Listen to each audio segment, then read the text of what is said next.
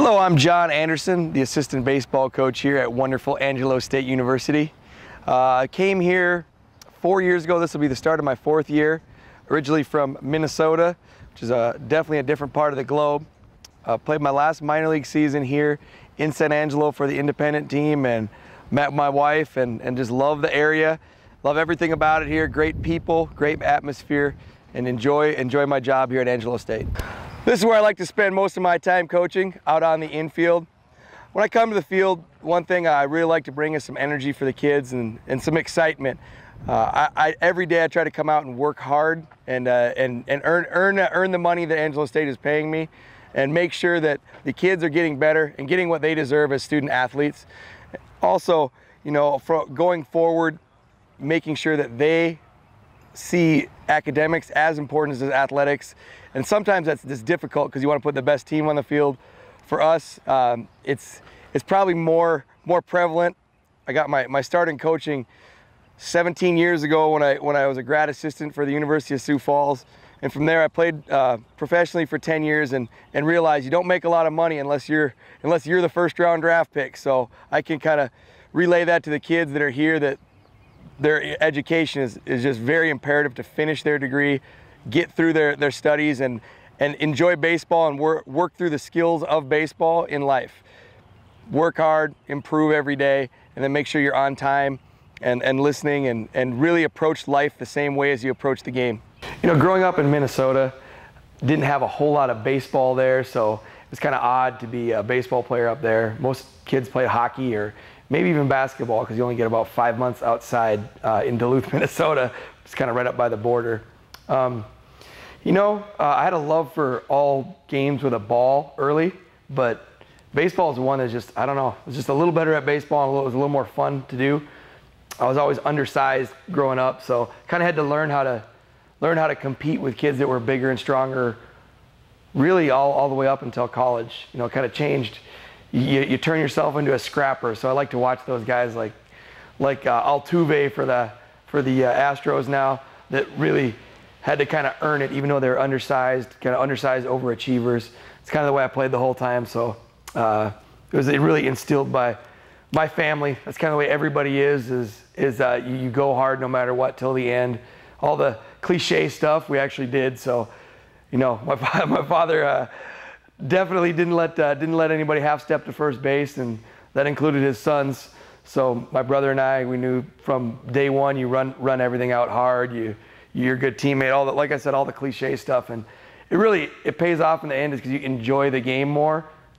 After you're done playing and when you start coaching, you enjoy it more. A lot of baseball players in general, there's not a lot of quantifiable results. There's stats are the only one really. So a lot of people think that they should have done better or should have gone farther, and I can truly say that going hard and getting as far as I could, I have no regrets at all, and that's a testament to my folks instilling those values. A couple people in my life that have really affected the way I coach, the way I view life is my father and my brother, who always coached me on the way up, and something that they would instill is it's an everyday job to play sports. So you don't take a few days off and go hang out and come back and play and you're any good. It just all builds off of each other.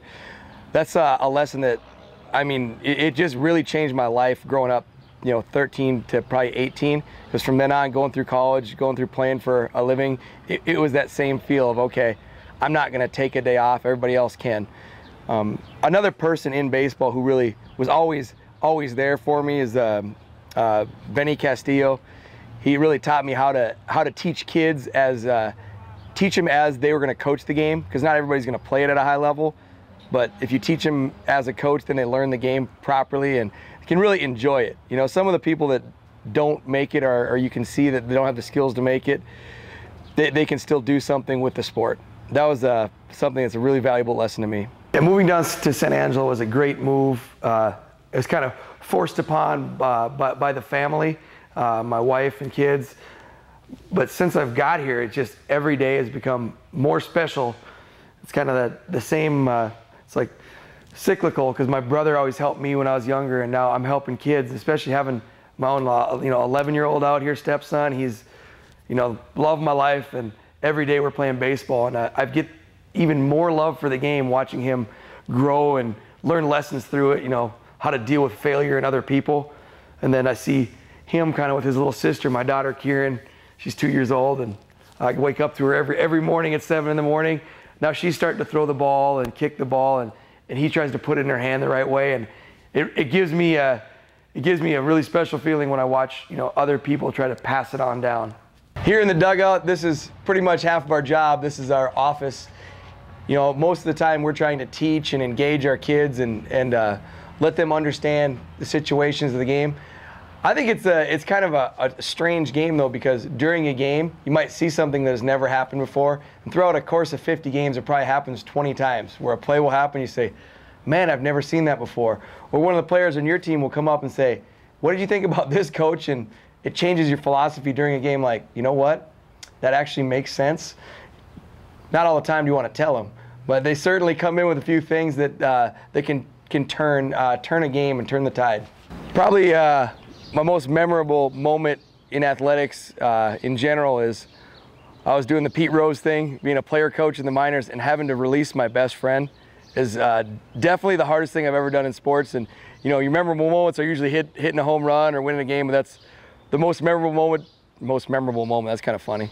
The most memorable thing to me in sports, and it kind of puts things in perspective that it can be taken away at any time, and sometimes you have to do your job and don't like it. All those things that come with working hard every day. So definitely make sure our kids graduate and get through that schoolwork. What's brought me back to coaching again in general is just the love of the game and the passion to teach younger kids. I think college is the right age because you're in between. Youth I love youth too.